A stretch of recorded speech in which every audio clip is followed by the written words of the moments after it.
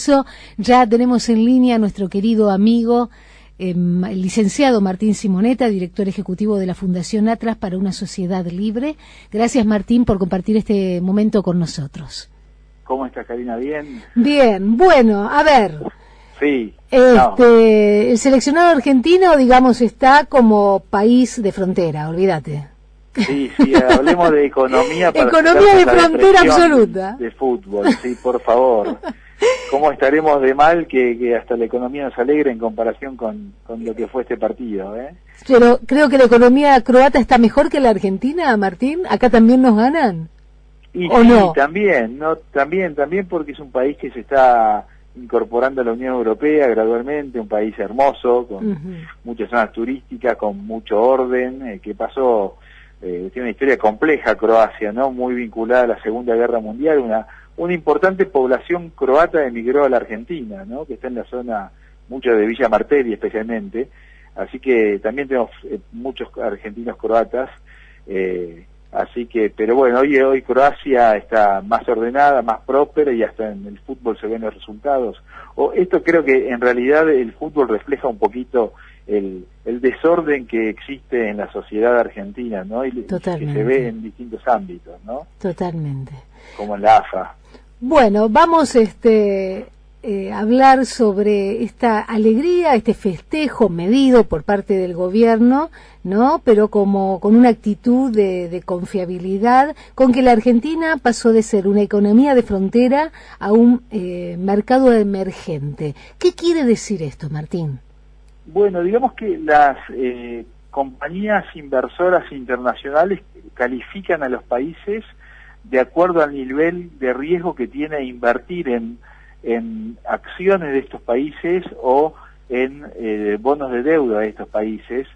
Entonces, por ejemplo, Argentina estaba en una categoría muy baja, que es la de mercado de frontera, que es un país de alto riesgo, donde se recomienda invertir una porción pequeña, digamos, de los fondos de inversiones, y se avisa que vos podés invertir y podés ganar, pero podés perder porque son de riesgo alto, ¿no? Los mercados de frontera son inestables, ¿no? Y ahora que pasamos a mercado emergente, como es la calificación que nos da Morgan Stanley, es que significa que es bastante menos riesgosa que la categoría anterior. No es una categoría de un país desarrollado, pero en categoría mercado emergente están, por ejemplo, los países de América Latina que están bastante ordenados, como Brasil, Chile, Colombia, México, entre otros, ¿no? Entonces, en ese sentido es una buena noticia. Esto en implementarse va a demorar un tiempo. Se implementa hoy se anunció, pero se implementa en mayo del próximo año.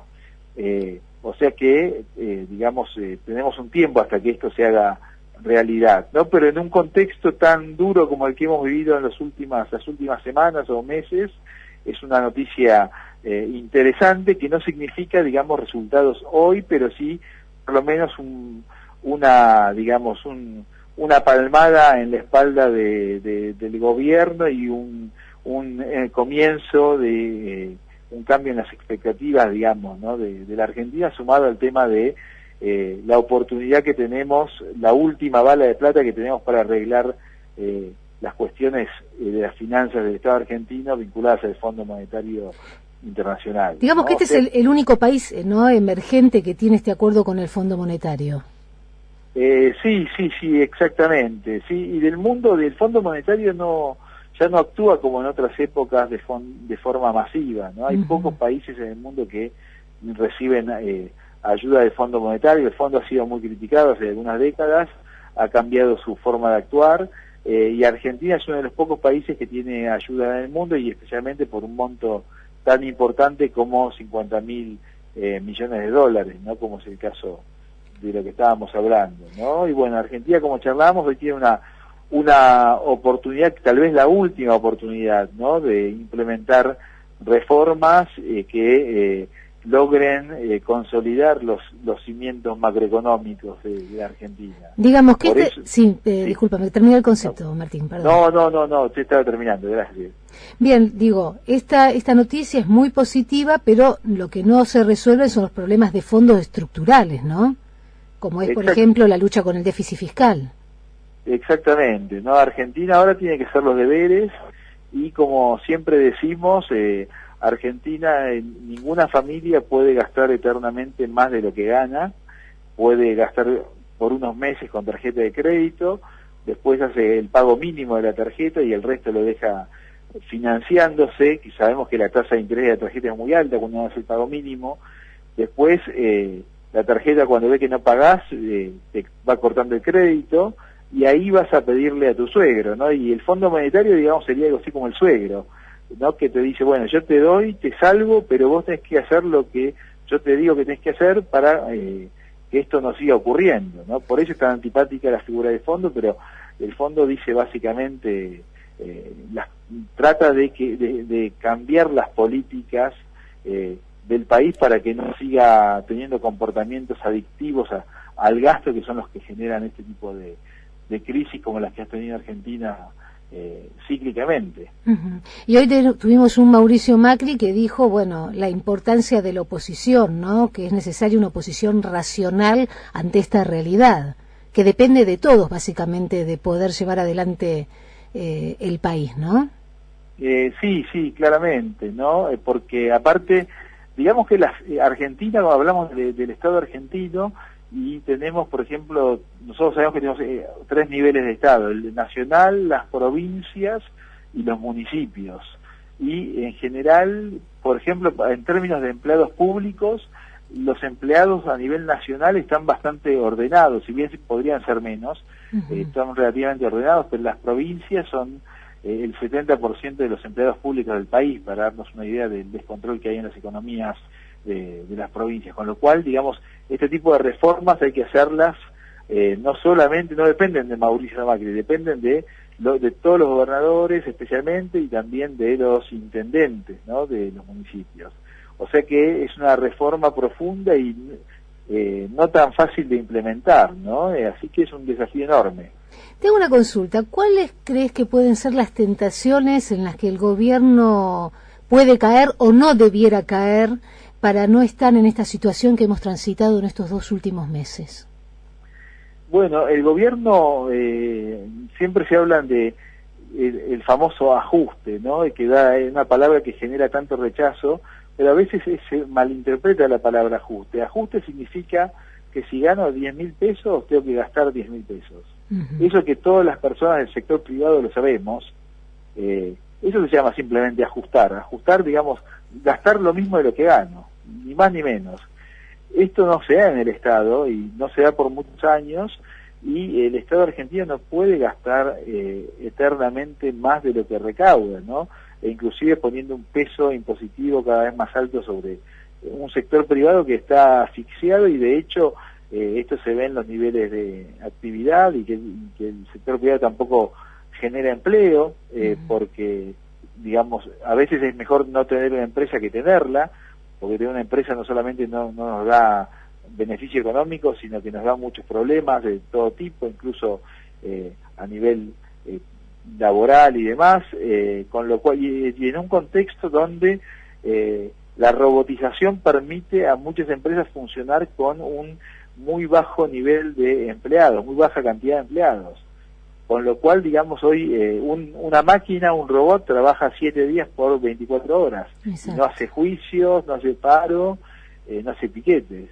Entonces el contexto cambió, y muchas empresas están decidiendo, las que pueden sobrevivir, tratan de robotizarse, tratan de poner tecnología en sus procesos y no generar, y de esta manera no se genera empleo, ¿no? En otros casos, por ejemplo, un caso que yo veo muy en todos los barrios, que me llama la atención, es la crisis de las panaderías, ¿no? Y la comparación contra el pan producido por los chinos. Ahí vemos un reflejo de los 2 tipos de economías que hay en Argentina, ¿no? Unas panaderías que alquilan un local muy amplio, alto costo de inmuebles, tienen muchos empleados, altos costos de salarios, producen mucha variedad de productos, y el chino trabaja él y la esposa 24 horas y vende pan, y lo produce él donde vende otras cosas, ¿no? Es mucho más eficiente, y en un contexto donde la gente come mucho menos pan que antes. ¿no? Esto refleja un poquito estas dos Argentinas de las que estamos hablando, ¿no? El presente y el futuro y el pasado, ¿no? Y el costo de adaptación que tienen que asumir las que no cambian. Y pensaba mientras te escuchaba también, digo, el sindicalismo que atrasado está también en nuestro país, ¿no? Digo, sí. Con las políticas que ya son caducas, ¿no? Sí, totalmente, ¿no? Digo, porque tienen que estar en pro del trabajador, en los beneficios para el trabajador y demás, y seguimos como estancados en los 70, no sé, para darte una década. Totalmente, digamos, ¿no? El mundo está robotizado, cada vez más robotizado, el empleo que se genera es empleo de calidad, es empleo sofisticado, no sé, por ejemplo, en los Estados Unidos en casi todos los estados ya hay autos que se manejan solos, más allá de los autos de Google, cada vez más el empleo se genera, pero por ejemplo en la parte de programación, en la parte de desarrollo tecnológico, y no tanto en choferes, para dar un ejemplo bastante malo. Entonces, lamentablemente a veces los sindicalistas no comprenden que la tecnología cambió y muchas cosas que eran útiles hace 20 años, hoy ya no lo son más, o se producen de otra forma más eficiente, o que hay máquinas que lo producen, ¿no? Entonces, a veces es como que están en contra de la ley de gravedad, ¿no? Y el mundo cambia, y a veces vemos en manifestaciones, por ejemplo, las que están en contra de Uber, que digamos que en realidad lo que están negando es que hoy en día la tecnología es como están en contra de Google, están en contra de Uber, ¿no? La tecnología hace más eficientes los procesos y que se demande menos mano de obra, y esa mano de obra debe adaptarse, lo cual estresa, evidentemente es muy estresante adaptarse, pero no hay opción. Tenemos que adaptarnos y aprender a estar aprendiendo permanentemente y adaptándonos a nuevas tecnologías. Exactamente. Como último, te hago esta pregunta ya para no abusar de tu tiempo, Martín. Es un placer. La entrada de Caputo, ¿por qué fue importante allí en el Banco Central? Digamos que yo haría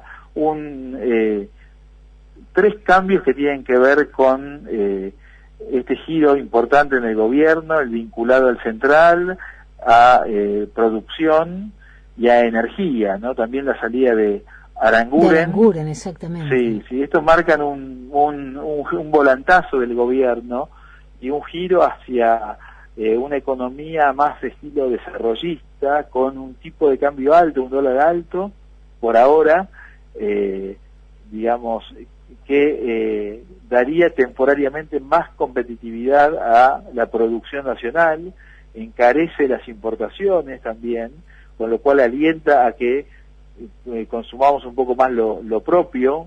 El dólar estaba muy barato antes y era mucho más barato para los argentinos veranear en cualquier playa de Brasil que en cualquiera de la costa, ¿no? Este verano, por ejemplo, va a ser en este sentido diferente, porque al estar el dólar más caro, y cuando decimos sube el dólar, en realidad no sube el dólar, baja el peso respecto de las monedas extranjeras, ¿no?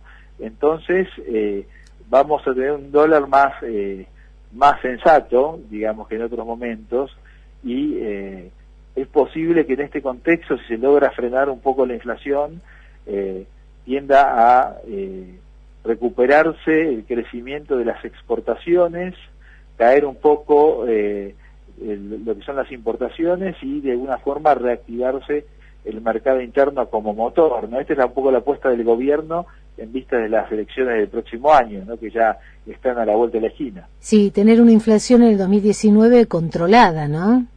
Claro. El primer desafío es desactivar la bomba, ¿no? Que todavía no está desactivada.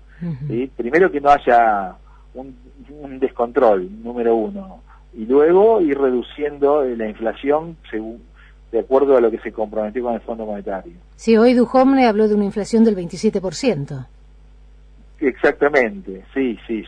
Y que estos meses que vienen por delante van a ser bravos, ¿no? Estos 2 o 3 meses que se vienen. Y después es como que vamos a encontrar la calma.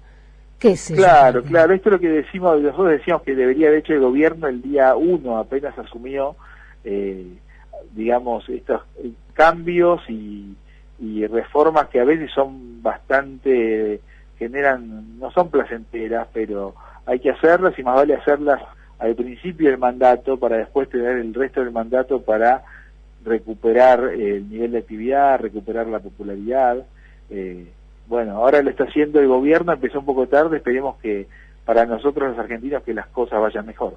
Esperemos que así sea y que no sea todo a corto plazo, porque viste, es como que la Argentina sobrevive siempre a corto plazo.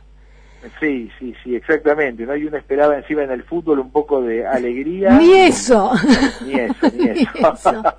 Martín, un placer como siempre escucharte y aprendemos continuamente con vos. Un placer enorme, Karina, saludos para todos. Muchísimas gracias por tu aporte. El licenciado Martín Simonetta, director ejecutivo de la Fundación Atlas para una Sociedad Libre.